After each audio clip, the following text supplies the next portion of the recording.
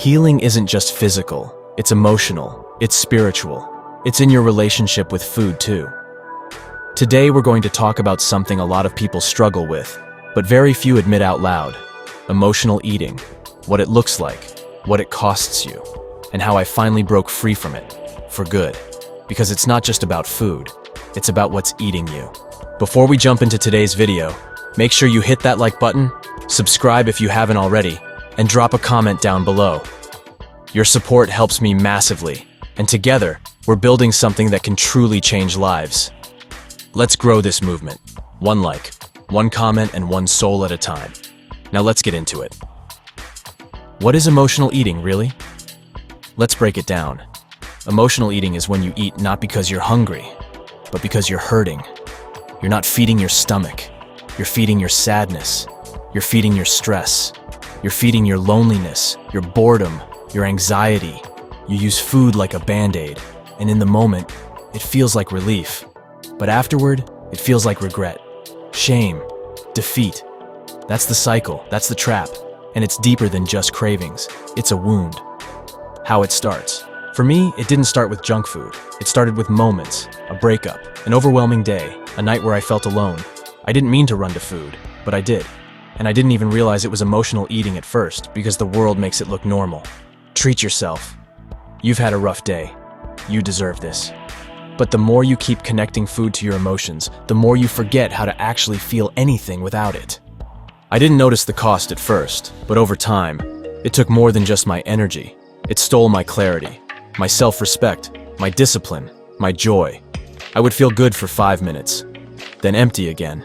So I'd eat more, and more, until I didn't even know if I was full, hungry, or just hurting. I stopped listening to my body and started obeying my emotions. That's not freedom. That's slavery. And the truth is, you can't heal emotional pain with physical food. You're feeding the wrong part of yourself. Why we run to food. Food is predictable. Food doesn't talk back. Food doesn't leave. Food doesn't judge. Food gives you a hit of dopamine, and we confuse that with comfort. But listen, that's not healing. That's escaping. You run to food because you don't know where else to go. You're hurting. You're tired, and you want something to make you feel better. But food was never meant to carry your pain. God was. The first step to breaking free. So how do you stop? Step 1, awareness. Start by pausing. Before every bite, ask, am I hungry? Or am I hurting? Is this fuel? Or is this a distraction? The moment you bring awareness to the pattern, you interrupt it. And that pause, that 5 seconds, is where freedom begins. You can't heal what you hide, so shine light on it. Be honest with yourself. Write it down, track it, pray over it. Stop pretending it's just food. It's a wound that's asking to be felt, not fed. Replace, don't just remove. You can't just stop emotional eating. You have to replace it with something healing. So what did I do? When I felt anxious, I went for a walk. When I felt lonely, I called a friend. When I felt overwhelmed, I prayed. When I felt tempted, I breathed. And I reminded myself, God, you are enough. I don't need food to fill this space. I need you. You don't just need to eat less. You need to feel more and not run from it. Stop labeling food as comfort. Comfort food is a lie. Food isn't supposed to comfort you. People are. God is. Peace is. You were never meant to medicate yourself with sugar and salt. You were meant to sit with the pain, cry when you need to, scream when you have to, and come out stronger, not heavier and emptier. The moment you stop calling food your comfort, you start calling God your refuge. That's when the shift happens. That's when healing begins. What I eat now, and why it's different. Let me be practical with you. I still eat, I still snack, I still enjoy meals. But now, I eat with intention. I eat for energy. I eat for health. I eat to live, not to numb. Fruits, vegetables, water, whole grains, foods that build me, not break me. I listen to my body now. And if I feel something emotional rising, I deal with that first, before I even step in the kitchen, because not every feeling deserves a fork. Emotional eating isn't just unhealthy, it's spiritually draining. Because every time you run to food instead of God, you're building a wall between your pain and your healing. You're choosing temporary over transformation, and that keeps you stuck. But God doesn't want you numb. He wants you awake. He wants you free. He wants you to be able to feel without falling, to sit with pain without stuffing it down, to break bread with peace, not with guilt. You are not your cravings. You are not your past habits. You are not broken. You are being rebuilt, right here, right now. The new way forward. So here's your new rhythm. Pause before you eat. Ask yourself, what do I really need right now? Write it down. Breathe. Pray. Walk. Cry if you need to. Feel everything. And then eat when you're truly hungry. Not when you're emotionally hungry. Because hunger can be physical, but healing is always spiritual. You don't have to be perfect. You just have to be honest. You just have to care. You don't need another diet. You need peace. You need truth. You need freedom. And it's already inside of you. Waiting. You are not what you eat. You are who you choose to become. You can stop emotional eating. You can break the cycle. You can heal the parts of you that food was never meant to fix. Let food fuel your purpose, not bury your pain. Let God feed your soul, not your fears. Stay strong. Stay aware. Food can be just as addictive as any drug. And for many, it's running their life.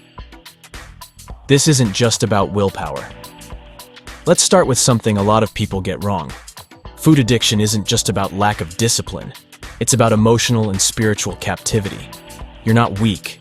You're not lazy. You're addicted. To sugar, to salt, to dopamine, to distraction, to using food to feel better. Even if just for a moment. It's not just what's on your plate. It's what's in your heart. Food addiction is the symptom. The real issue is what you're using food to escape. How it starts. It usually starts small. A snack after a stressful day. A late night trip to the kitchen when you're lonely. A celebration turned into a habit. But slowly, that little comfort becomes a coping mechanism. Then it becomes a pattern. Then it becomes a prison. You eat even when you're not hungry.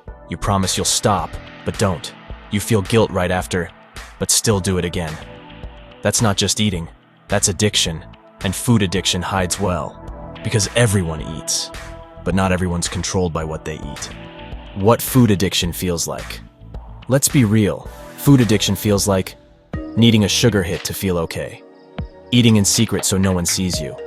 Feeling tired, bloated, ashamed, but still reaching for more.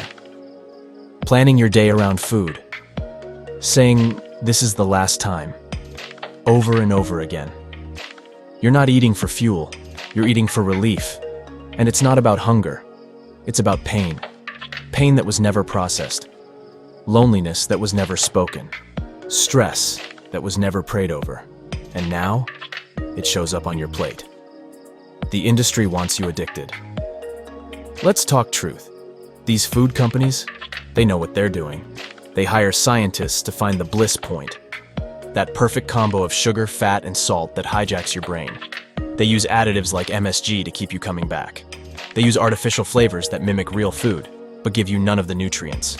They sell you snacks designed to not satisfy, just stimulate. It's not just food, it's engineered addiction. And we wonder why we feel sick, tired, foggy, depressed, while they're cashing out. This is spiritual warfare. And your temple, your body, is the battlefield. The cost of staying addicted. What does food addiction actually cost? Your health? Your self-esteem? Your focus? Your faith? Your future? You can't fully walk in your purpose when your body is heavy, your spirit is drained, and your energy is tied to your next sugar hit. You want to move. You want to show up. You want to be disciplined, but your body is in survival mode, fighting the very food that's supposed to be fueling it. You're not living. You're managing symptoms. The emotional roots. Let's go deeper. Because until you heal the emotional root, you'll keep running back to the addiction. Ask yourself, what am I really feeding? What feeling am I avoiding? What am I scared to sit with? Sometimes it's grief. Sometimes it's trauma. Sometimes it's unworthiness. But if you don't face it, you'll keep feeding it. And food was never meant to be your therapist. Only God can fill that space. Only truth can silence that craving. Only healing can break that cycle. What helped me break the chains? Let me tell you what actually helped me. Not a diet, not a 30-day challenge, not shame. What helped me was honesty. Looking in the mirror and saying, I'm not okay, but I want to be. Then came the small changes. I started praying before I ate. I began asking myself, am I feeding pain or purpose? I journaled my triggers, stress, loneliness, boredom. I swapped sugar highs for peace, walks, tea, breath work. I invited God to the table. That's when everything changed. This is not your identity. You are not your addiction. You are not your cravings. You are not your failures or your food cycles. You are a child of God. You are a temple. You are light. You are strength wrapped in skin. You won't win this battle in one day, but you can win it one bite at a time, one prayer at a time, one healed emotion at a time. You are not stuck. You are being refined. This has been Seeing Unlimited Greatness, and this is your reminder. Food addiction is real, but so is freedom. You don't need to eat your emotions anymore. You don't need to numb. You don't need to run. You are stronger than the cycle. You are worth healing. And God is still calling you to the table, not to binge, but to break bread with peace.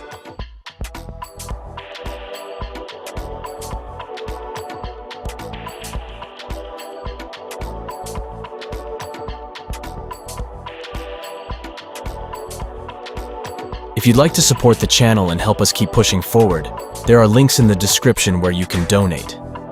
Every contribution helps us reach more people, do more good, and keep this mission alive. There's also a store down below where you can grab something for yourself, or even better, a gift for someone you care about. It's a simple way to spread love and let someone know they matter. We're all just trying to grow, to become better, to rise above the noise and step into who we're really meant to be. And I truly believe change is possible, the kind of change that creates a ripple effect and helps others see the beauty still left in this world. This channel is about real growth, real transformation, and I'm here to give you a front row seat to what that looks like. Raw, honest, and grounded in purpose.